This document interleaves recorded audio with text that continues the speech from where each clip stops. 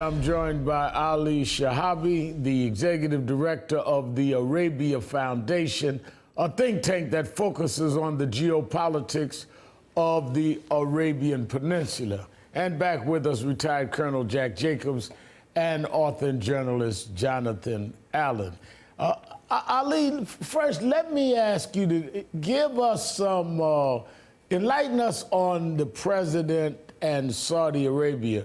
Despite the rhetoric during the campaign where, as I've mentioned a couple of times this morning, he attacked some of their policies, he really had a cordial relationship with them prior to that, and even there was some business interest. What can you shed light on us about pre-campaign Trump and Saudi?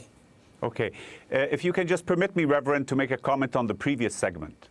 You know, President Barack Obama visited Saudi Arabia 4 times during his presidency, and he sold Saudi Arabia $115 billion worth of arms.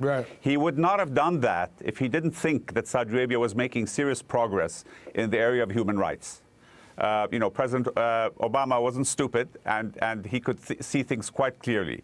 I think the big difference between Saudi Arabia and President Obama was in his attitude to Iran, because Saudi Arabia found President Obama to be somewhat naive in overlooking Iran's nefarious activities all across the Middle East in his sort of obsession to sign the nuclear agreement. So I think just to make that correction, please. Look, as far as President Trump is concerned... But as you make that, and I don't want to get into a debate on that, I think President Obama was very, very verbal about dealing with some of the progress he wanted to see made about human rights and about challenging that move forward. That is totally absent so far from what we're seeing from the remarks and prepared remarks of President Trump.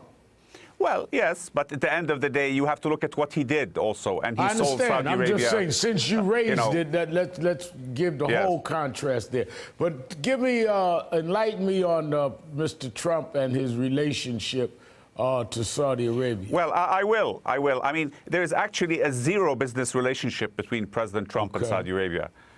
You know, the rumors came out of companies in the campaign, but then it was shown that those companies were never established in Saudi Arabia. So he has no investments in Saudi Arabia. He has no hotels. He has no business whatsoever.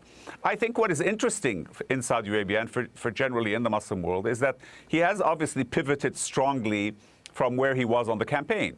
And I think you credit that to the responsibilities of the presidency, to the quality of his Secretary of Defense, his National Security Advisor, his Secretary of State, and the fact that underlying this is a 50-year relationship through Democratic and Republican presidents between Saudi Arabia and the United States that has been very close, very strategic, and has cooperated on every level. And I think what he's doing is simply confirming that, despite what he said on the campaign.